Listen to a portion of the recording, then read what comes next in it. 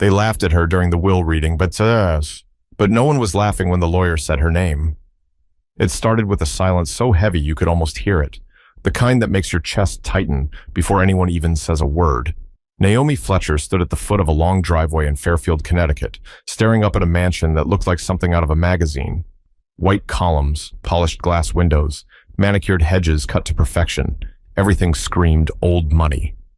But to Naomi, it just felt cold. She adjusted the strap of her small purse and took a deep breath. She'd never been here before, never even met most of the people waiting inside, but it didn't matter. Her mother had begged her to come, said her grandfather would have wanted it.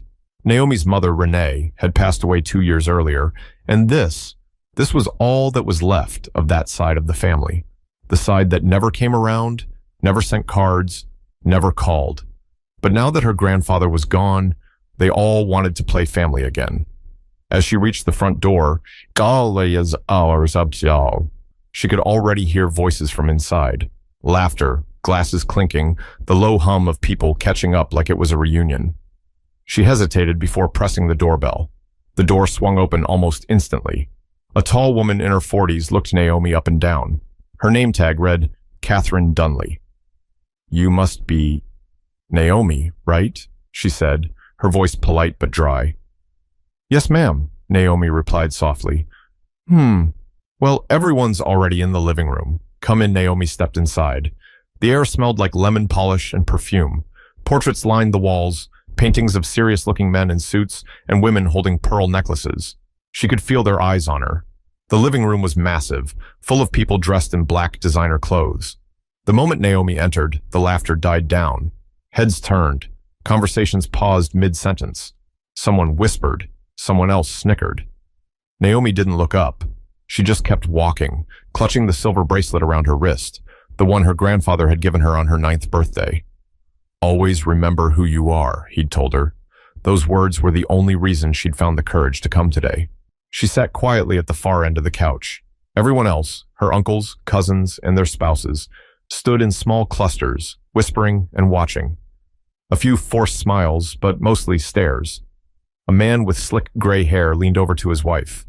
"Did you know she was coming?" The woman shrugged. "I thought Renee's side wasn't invited." Naomi heard every word. Her face stayed calm, but her fingers traced the bracelet again and again. She felt like a stranger in a place that should have been family. Moments later, the lawyer, Mr. Benton, walked in, a short man in a navy suit carrying a leather folder. He smiled awkwardly. "All right, everyone. Thank you for coming. We'll begin in just a few minutes." The room quieted. Naomi's eyes drifted toward the large portrait above the fireplace. Her grandfather, Henry Fletcher, standing beside a classic black car, proud and tall. She remembered how he used to take her fishing when she was little, before her mother stopped bringing her around. She could almost hear his voice. "Don't let people tell you who you are, Naomi. Show them." But looking around now, surrounded by polished shoes and fake smiles, she wondered if he'd really want her here. Catherine sat nearby, crossing her legs. "So, Naomi," she began, "you came all the way from Baltimore for this?" Naomi nodded. "Yes, ma'am." "That's quite a trip," Catherine said, forcing a smile. "I didn't even know Henry kept in touch with you." "He called me sometimes," Naomi said softly. "Mostly birthdays." The woman's smile faltered just a little. "Well, that's sweet." Naomi could feel the sting beneath those words, like she was being reminded that she didn't belong. But what she didn't know yet was that before this day ended, every single person in that room would look at her differently. The moment the lawyer stepped out of the room to grab a few documents, the tension cracked open. What had been quiet politeness turned into low murmurs and judgmental glances. Naomi tried not to stare, but it was impossible to ignore how every conversation seemed to orbit around her. "She really came," a man said near the fireplace. His voice carried easily. Another woman laughed softly. "Of course she did. Probably thinks there's money in it." A younger cousin, a girl about Naomi's age with a gold bracelet and perfect curls, leaned toward her mother and whispered, "She doesn't even look like family." Naomi heard that too. She shifted in her seat, pretending to check her phone, but her hand trembled. Catherine's husband, Douglas, poured himself a drink and said to no one in particular, "You know, Henry always had a soft spot for lost causes." The room chuckled quietly. Naomi's jaw tightened, but she stayed quiet. She'd learned a long time ago that silence could protect you when words made things worse. Then someone finally addressed her directly. "So, Naomi," a man named Gerald, her grandfather's nephew, began. He was tall and broad, with an expensive watch that gleamed under the chandelier. "How did you even know Grandpa Henry?" Naomi blinked. "He was my grandfather." Gerald smirked. "Right, but I mean, did you ever actually spend time with him?" "We never saw you around." Naomi's voice was soft but steady. "When I was younger, yes. He used to visit my mom before she passed. Renee, right?" he said, snapping his fingers like he was recalling an old memory. "Yeah, she was different." The way he said different felt heavy. Naomi's chest tightened again. Douglas let out a low whistle. "Well, I'll tell you what, Henry must have been feeling generous. I can't imagine what he'd leave behind for a stranger," that drew another round of quiet laughter. Naomi swallowed hard. "I'm not a stranger." Her voice surprised even her, firm, clear. Catherine's eyes flicked toward her, brows raised. "No one said you were, dear." "Yes, you did," Naomi replied, meeting her gaze. For a moment, the room went silent again. The air shifted. Gerald cleared his throat, pretending to rearrange his tie. Just then, the lawyer came back, saving Naomi from the thick silence. He carried a stack of papers and a sealed envelope. "All right, folks," he said, his voice light. "Let's get started, shall we?" Everyone straightened up, pretending they hadn't just been gossiping. But Naomi saw the way they looked at her, the kind of look that made you feel small before you even said a word. She exhaled slowly, telling herself to stay calm. Her grandfather believed in her. He had to. Why else would he ask her to be here? The lawyer cleared his throat again, taking his seat at the center of the room. The fire behind him crackled softly. "We'll begin with a brief message Mr. Fletcher asked me to read before we get into the details." The chatter died instantly. Naomi sat up a little straighter. Mr. Benton unfolded a letter and began. "To my family, if you're hearing this, I've already gone home. I've lived a full life, full of mistakes, lessons, and love. What matters most now isn't what I've left behind, but who I've left it to." A few people smiled, trying to look sentimental. But Naomi felt something twist in her chest. She recognized his handwriting from years ago, those strong loops and neat spacing. He had written this himself. But before the lawyer even reached the second paragraph, one cruel comment would shatter what little peace remained in that room. Mr. Benton adjusted his glasses, his voice calm and professional as he continued reading. "Each of you has played a part in my life," the letter said. "Some of you stood by me. Some of you drifted away. But there's one person who reminded me what it means to love without condition. Someone who never asked for anything, yet gave me peace when I needed it most." The room went still. Naomi felt her throat tighten. She knew who he meant, but she didn't want to believe it yet. Gerald leaned forward, half smiling. "Well, I think we all know who that's about," he muttered. His wife chuckled quietly. "Probably you, dear." "Maybe," he said, smirking. Mr. Benton looked up for a moment. "Please, folks.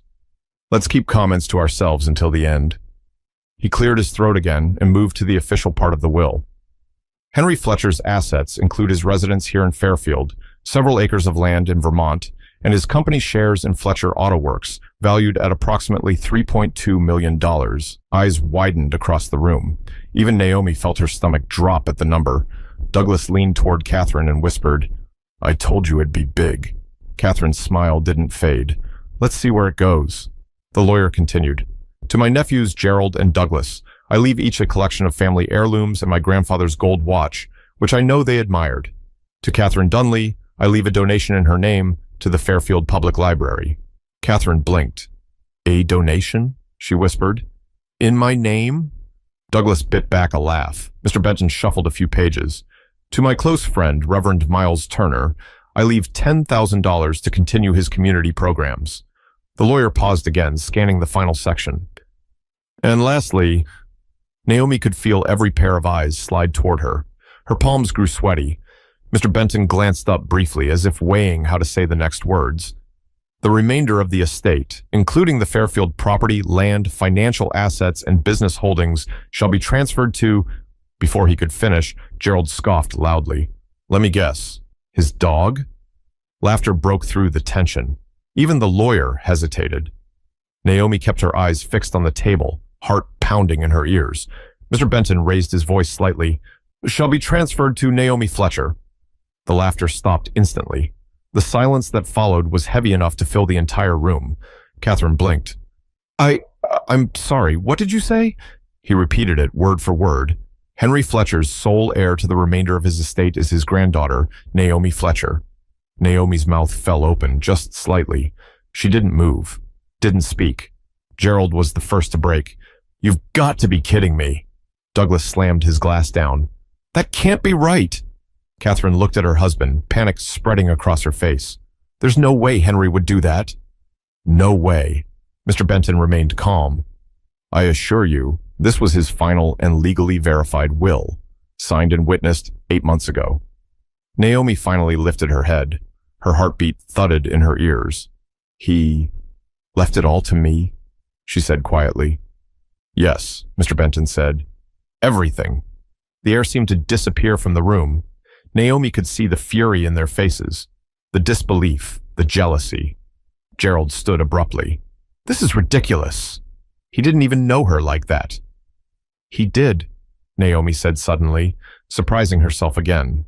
Her voice wasn't loud, but it cut through the noise. "He called me every year. He checked on me when my mom got sick. He remembered me when nobody else did." The room was silent. No one dared to move. Douglas muttered under his breath, "Unbelievable. We spend years caring for him, and she waltzes in from nowhere and gets it all." Mr. Benton closed the folder carefully. This was Henry's choice. His words were clear. Catherine crossed her arms tightly. "Well, I don't believe it. I'll contest it if I have to."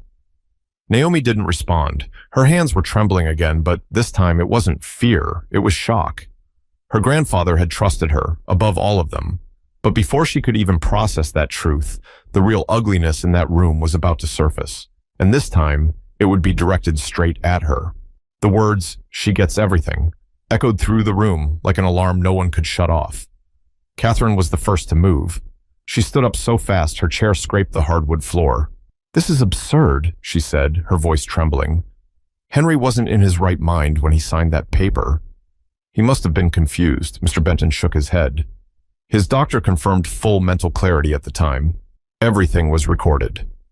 "Well, maybe he was pressured," she shot back, eyes narrowing on Naomi. Naomi's stomach twisted. "Pressured? By who?" Catherine folded her arms. "Oh, I don't know. Maybe by someone who realized being his little phone buddy could turn into a payday." A few people gasped softly. Naomi blinked, stunned. "I never asked him for anything," she said. "Not once." Gerald let out a short, bitter laugh. "Sure. People like you always say that. People like me?" she repeated. He hesitated, but didn't back down. "You show up after years of silence, and now you're walking out of here a millionaire. You tell me what that looks like." Naomi could feel the heat rising in her chest. "It looks like he trusted me." That's all Douglas scoffed. "Trust? Please. He built this empire from nothing, and you think he'd hand it all to some girl who barely knew him?" "I knew him," she snapped back, her voice cracking slightly. "He used to call me his little storm. He said I reminded him of himself when he was young, quiet but strong. You wouldn't know that, because none of you ever listened to him unless money was involved." The room went dead silent. Catherine clenched her jaw. "You're being disrespectful." "No," Naomi said firmly. "I'm being honest." Douglas pointed at the lawyer. "I want to see that will myself. There's no way she's getting all of it."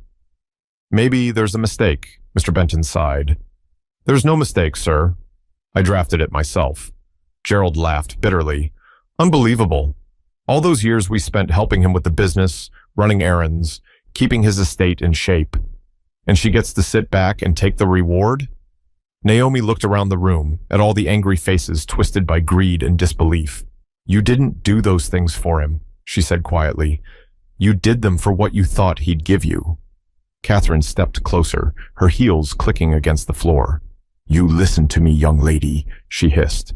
"That money doesn't belong to you. It belongs to this family." Naomi's voice didn't waver. I am his family. For a moment, Catherine didn't speak. Her face flushed red, and she turned away sharply, muttering, "This is ridiculous." I refused to sit here and watch the circus. Douglas followed her, but Gerald stayed, his stare heavy and full of bitterness. "You'll regret this," he said under his breath. "You think that money will make you one of us?" "It won't. It never will." Naomi didn't flinch. "Good," she said softly. "I don't want to be one of you." The words hung in the air like smoke. Gerald's jaw tightened before he turned and stormed off toward the hallway. Naomi sank back into her seat, her hands shaking slightly. She wasn't sure whether to cry or run. The lawyer approached quietly and placed a hand on the table. "Miss Fletcher," he said gently, "you don't need to stay any longer. Everything will be handled through me." She nodded slowly, her voice barely a whisper. "Thank you." She could feel dozens of eyes on her as she stood, none of them with kindness. Some were angry, others calculating, and one or two looked like they might actually pity her. But Naomi didn't need their pity. She turned toward the door, the silver bracelet glinting under the chandelier's light. For the first time, she realized what her grandfather had done. He'd given her more than money. He'd given her freedom. But just when she thought it was over, one last person stopped her, someone who wasn't ready to let her leave quietly. Naomi had barely reached the foyer when a voice called after her, "Naomi!" "Wait." She turned to see Gerald striding toward her, face tight, eyes sharp. The lawyer stayed behind, pretending to check his papers, but everyone else had fallen silent, watching. Gerald stopped just a few feet away. "You really think walking out makes you look strong? You think you deserve this?" Naomi met his gaze. "It's not about deserving it. It's about what he wanted." He laughed bitterly. "What he wanted? You think my uncle, the man who built everything here, wanted you to inherit it all?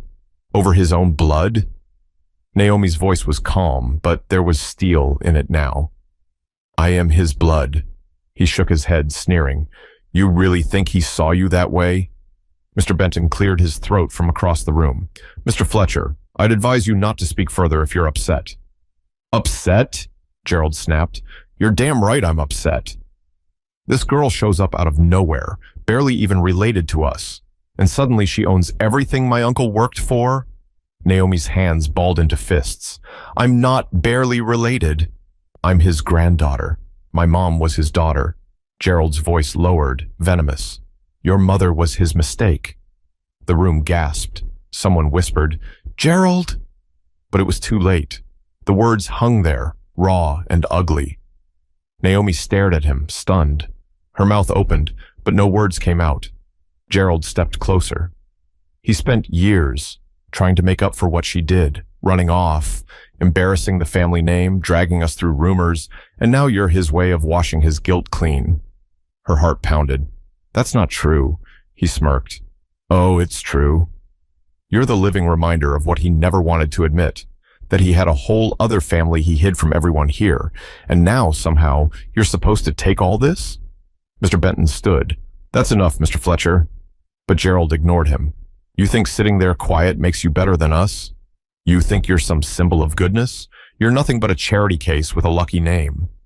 Naomi's eyes glistened, but she refused to look away.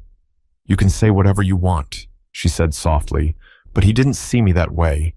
He called me every birthday, every Christmas. He didn't have to, but he did. You can't fake that. He cared." For a second, Gerald's face twitched. Something like guilt flickered and vanished. "He was confused," he said quickly. "Old and sentimental." Naomi shook her head. "No." He was finally seeing clearly. Catherine, who'd been watching from the doorway, spoke for the first time in a while. "Gerald, stop it. You're embarrassing yourself." He turned toward her. "Embarrassing myself? She just stole everything." Catherine exhaled sharply. "She didn't steal anything. You heard the lawyer.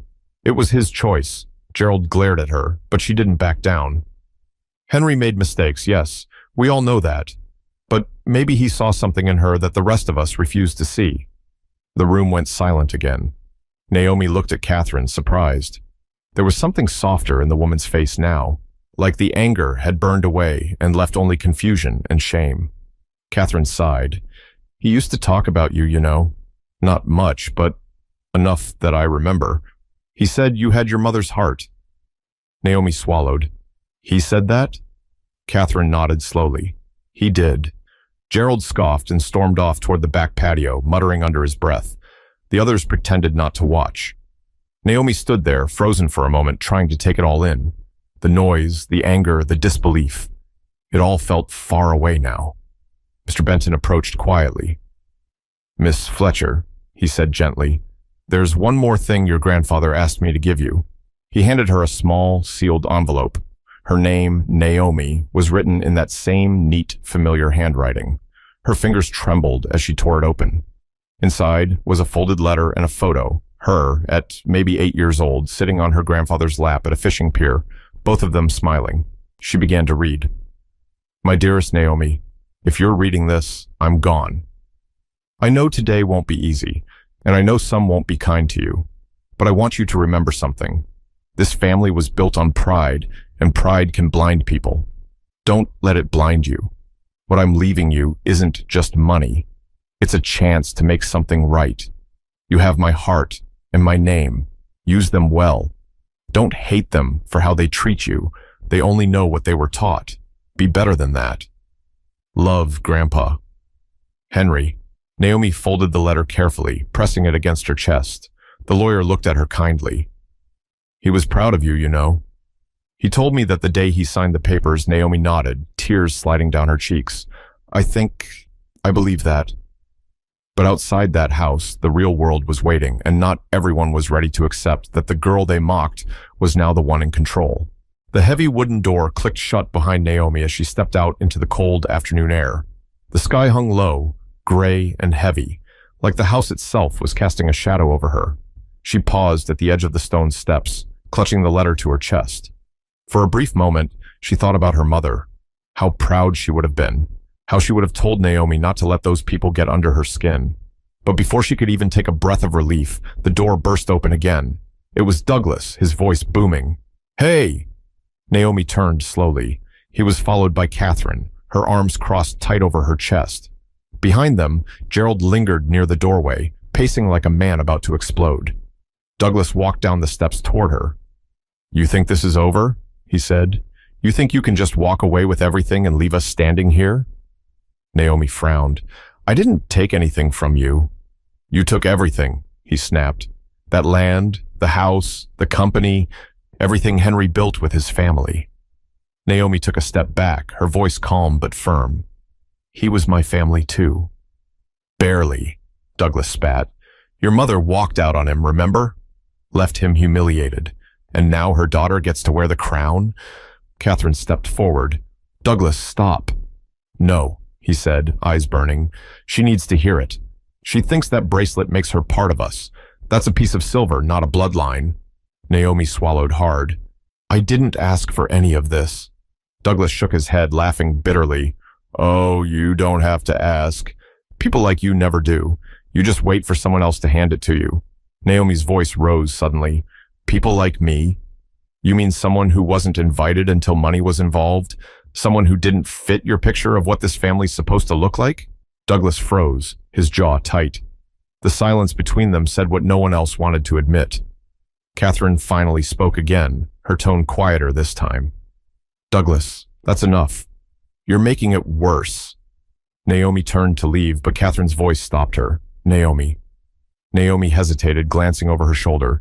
Catherine took a slow breath. I'm sorry for what was said in there, for what we said. You didn't deserve that. Douglas looked at her like she'd lost her mind. Catherine, don't, she snapped. Henry trusted her. That means something.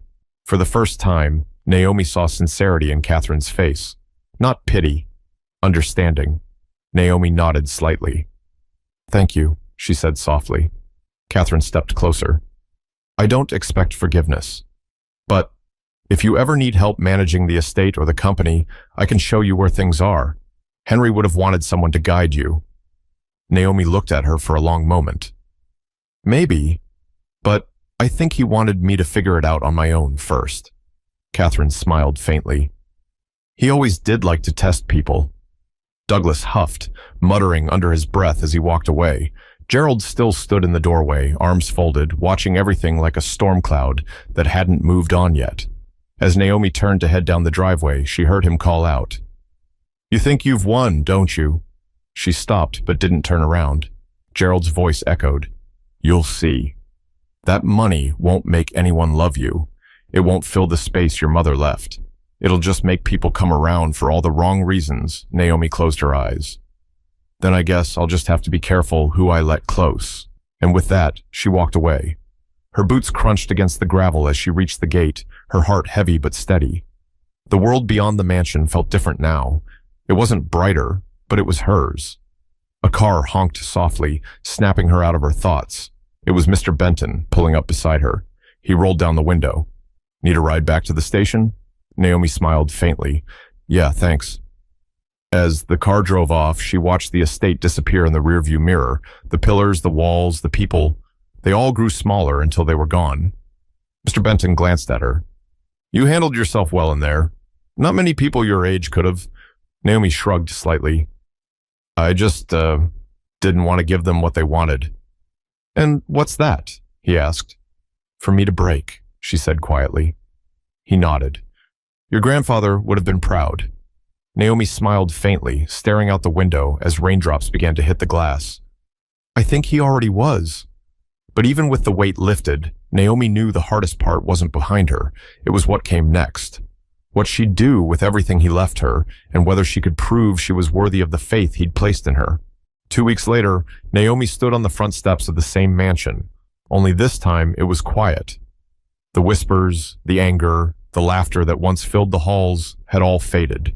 The estate was hers now, legally transferred and signed. Every key, every deed, every share of Fletcher Auto Works belonged to her. But it didn't feel like victory. It felt like responsibility. She turned the old brass key in her hand, staring at the engraved initials, H. Her grandfather's touch was still everywhere. His books in the study, his worn leather chair by the window, his scent faintly clinging to the hallways. Inside, sunlight spilled across the polished floors. For the first time, Naomi walked through the rooms without anyone watching her. No eyes judging, no whispers waiting to trip her up. Just quiet. She wandered through the house slowly, past the framed newspaper clippings of her grandfather, shaking hands with city officials, past the grand piano her mother used to play when she was a teenager, past the photo wall where Henry's life had been frozen in time, each smile, each milestone. She stopped in front of one picture in particular, her mother Renee, standing beside her father at a picnic, holding baby Naomi. Her grandfather stood in the background, not smiling, but watching, like a man who wanted to be close, but didn't know how. Naomi touched the glass. "You did your best, didn't you?" she whispered. The house was silent, but in that silence, she felt him, the warmth of his memory.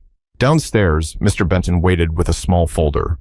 "All the transfers are done," he said kindly. "You're officially the owner now." Naomi smiled politely. "Thank you." He hesitated. "You planning to live here?" Naomi looked around the enormous space. "Maybe not. Not yet." He nodded. "Fair. A house this big can feel empty when you're alone." "Yeah," she said quietly. "It already does."